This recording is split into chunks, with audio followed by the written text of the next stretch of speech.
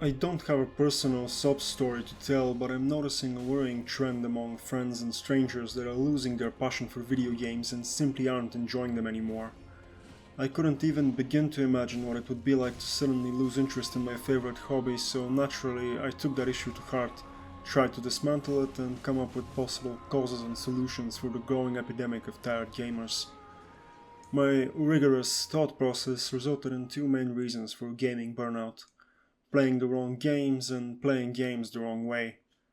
Both of these statements sound a bit controversial, but give me a few minutes and it will start making sense. Hello.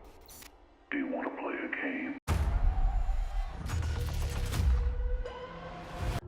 There aren't universally wrong games, saying that would be ridiculous, but playing certain types of games can make you much more prone to burnout. The most widespread type of wrong game is the annual release/live service model. I touched upon my unfortunate experience with one such franchise here, but the crux is that these games' entire purpose is to keep you engaged through never-ending content streams. Since they can't afford to have an actual endgame, as that would kill off the monetary flow, the sense of payoff and player accomplishment is non-existent. Even if you become the top-rated player in the world, it doesn't end there. Now you have to defend that number one spot and you can never relax. It's like trying to be league MVP every season, except you don't get the money, fame and legacy for it, and you never get to retire either. Humans are wired to seek closure. That's noticeable in our most mundane daily activities. We feel satisfied when we are done with the dishes, when the movie resolves properly, or when the football season is over and we have a champion. Now imagine there is always one more plate to wash, every movie is a sequel bait and the football season goes on and on without a definitive conclusion. That's how live service games can feel at times, especially if the one saving factor, playing and interacting with friends, isn't present. As much as I'd like to simply call out live services and move on, there's another popular trend that's responsible for draining the audience's gaming juices. The modern AAA open world has become a genre of its own. Even if the setting, story and combat vary greatly, these games often manage to feel rather samey, as if they were created in the same lab by the same mad scientist. This is one side of the problem, but what's even more impactful is these games' enormous size.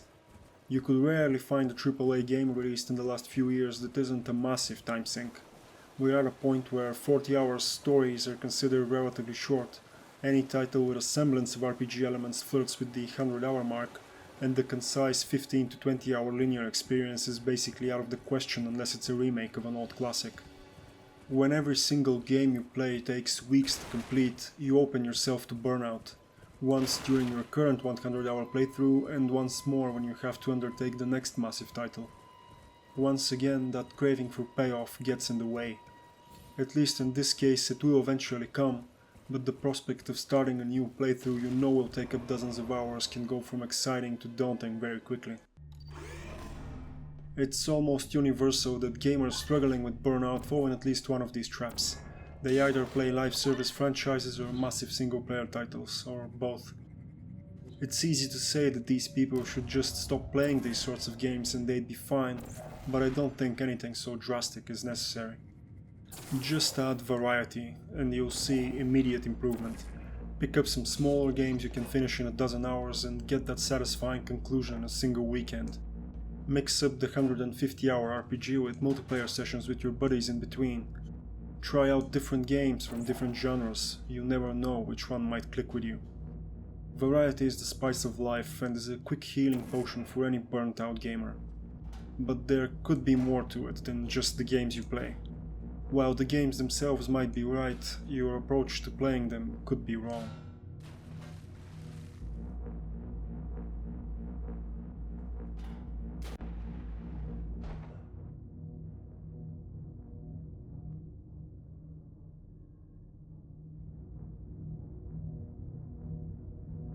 The most frequent self-inflicted wound I've noticed is replaying video games many times back to back. Usually this stems from the player enjoying a game so much that they want to jump right back in as soon as possible.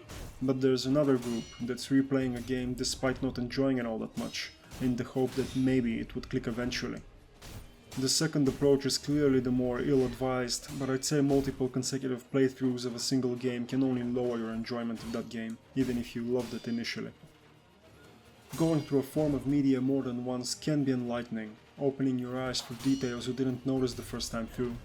But there's always a breaking point, where you've squeezed out everything from that piece of media and insisting further on it can only sour your impressions. Your personal threshold could be very high, but you're not immune, you will reach it eventually. I wish I could experience this for the first time as such a powerful phrase because nothing beats the first encounter with a favorite piece of media. Though we could never truly experience a game for the first time, giving ourselves enough breathing room between playthroughs is as close as it gets.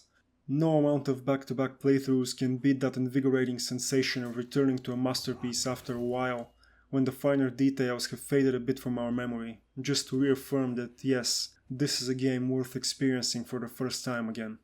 Plus, you also get to work on that all-important variety we spoke of by playing something else in the meantime. A shinobi know the difference between honor and victory. If excessive replaying is entirely self-induced, the same cannot be said for the ever more popular hate bait that's trying to convince you that an entire game is bad because of a single scene or character. Western social politics are a hellscape I'm not touching with a 10-foot pole, but I feel offended on behalf of the video game medium when I see an entire project dismissed by YouTube grifters because they don't find the female protagonist sexy enough, or take one 30-second dialogue in a 100-hour game and act like that's all there is to it. I remember when a certain bear scene in Baldur's Gate 3 was on everyone's lips before release, and that game turned out quite alright. If a game is shit, it's shit. But please play it for yourself without the premature conviction that it's shit. And then, if it is actually shit, you can call it shit and move on to one that isn't. That negative mentality overflowing on social media has turned too many people into perennial doomers who can't enjoy anything. Don't live your life like that, it's not worth it. Stay away from content that's trying to bait an emotional reaction out of you and find a more measured source that will only discuss a game's quality as such. It's a much more healthy approach than wasting your energy on hating games you'll never play anyway. Finally, I want to address the stress factor, which can have a huge effect on your passion in general, not just for gaming. Games are the go-to reality escape for millions of people, but sometimes the going's so rough that even they start feeling like a chore. If that appears to be the case for you currently, my advice is to give yourself a little time off. Get some proper rest, maybe try another hobby, do anything else, but don't force yourself to play until you start liking it again. It's more plausible you'll get so desensitized that you'll drop the controller altogether, and that would be the real shame. If you've made it this far, first of all, thank you. I hope your current gaming slump, if you are indeed in one, goes away sooner rather than later. Gaming is too much fun to not be part of our life, but it does sometimes need a more specific approach to make the most out of it. If you have any personal experience with gaming burnout, please share it in the comments. Even better if you successfully beat it. The more people get back to enjoying this beautiful hobby, the better.